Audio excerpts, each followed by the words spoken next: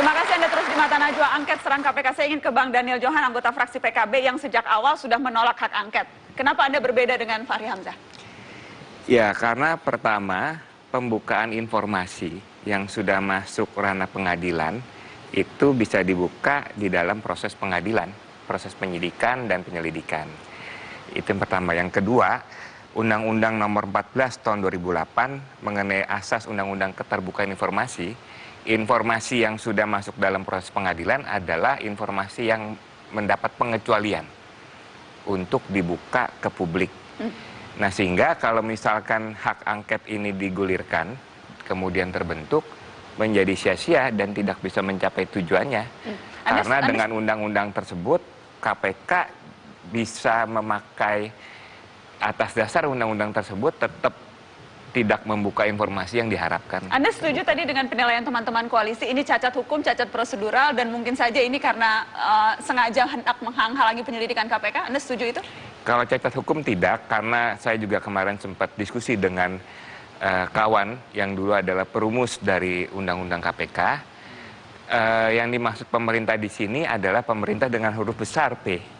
Sehingga kalau pemerintah dengan huruf besar adalah termasuk KPK, termasuk semua pihak yang memang bagian dari penyelenggara negara. Oke, jadi penafsiran hukumnya mungkin saja multitafsir begitu?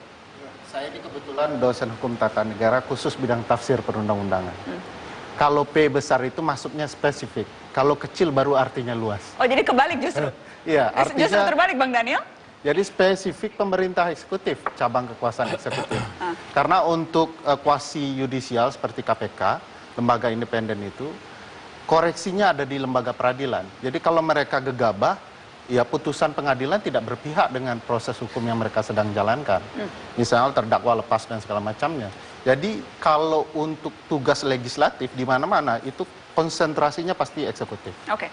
Bang Sebastian Salang, Anda mengamati parlemen sejauh ini luar biasa tidak sih atau ini biasa saja? Ini manuver politik biasa atau Anda melihat ada keunikan dari manuver politik DPR kali ini? Ya, ini sebetulnya bagian dari drama politik yang berulang-ulang dimainkan oleh DPR. Ya, dalam konteks hak angket ini ada yang berperan sebagai bad guy, ada yang juga ingin berperan sebagai good guy.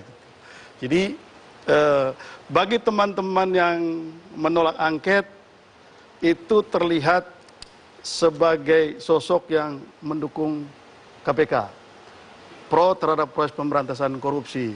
Bagi teman-teman yang mendukung hak angket itu dilihat sebagai pihak-pihak yang ingin menghancurkan KPK. Tapi pada saat yang sama kita lihat pengusung-pengusungnya sebetulnya ada dari fraksi-fraksi yang juga walk out pada saat itu. Ada juga dari fraksi-fraksi yang juga menyatakan menolak hari ini. Jadi sebetulnya membaca wajah DPR ini tidak hanya sekedar membaca apa yang kita lihat itu. Jadi mereka semua bermain drama ini? Ya ini drama politik yang sedang dimainkan oleh DPR. Kesungguhannya sebetulnya kita perlu uji kembali. Apakah yang sekarang menolak angket ini memang betul-betul ingin mendukung upaya pemberantasan korupsi dan ingin memperkuat KPK, atau ini hanya sekedar, tadi saya bilang, ini hanya sekedar sandiwara politik. Saya minta Anda menilai apakah sandiwara atau tidak PKB. Bang Daniel Johan ada di sini karena PKB mengatakan menolak. Bersandiwarakah PKB? Khusus untuk kasus ini kita akan menguji fraksi-fraksi yang menolak itu pada tahapan. Karena begini, setelah ini kan pansus angket ini akan dibentuk.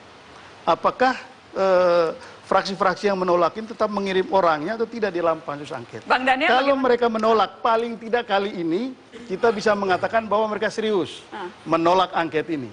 Tapi kalau ternyata nanti bergabung, maka ini kita bilang, ini orang bilang bukan cuma main dua kaki. Main berapa kaki itu? Main berkaki-kaki. Apakah PKB main berkaki-kaki? Saya mintanya. Bang Daniel. Ya. Karena kemudian bukannya mau suudzon, tapi sudah berkali-kali kita dikecewakan oleh politisi yang bermain banyak kaki. PKB biar jelas nih sikapnya, main berapa kaki? Kita sepenuhnya akan konsisten. Satu kaki ya?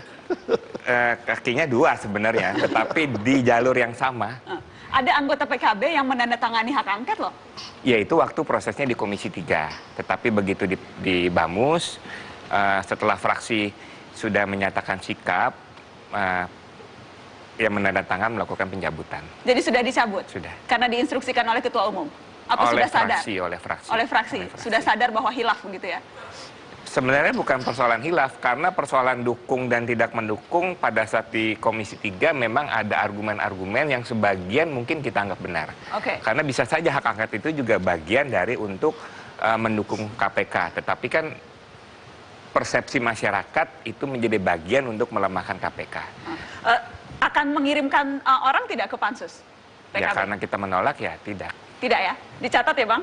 PKB Ya, dan menolak nanti mengirimkan? kita lihat kan. Kita akan lihat sama-sama, dicatat, kita kasih tepuk tangan kalau begitu. Bang Fahri,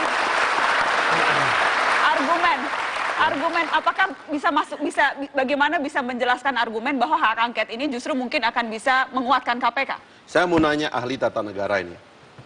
Amandemen 4 kali itu melemahkan atau memperkuat presiden? Eksekutif heavy itu sudah ditinggalkan.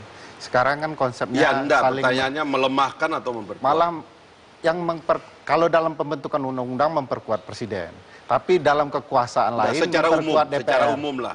Ya. Sama-sama Amandemen 4 kali itu melemahkan atau memperkuat presiden? Sama-sama memperkuat.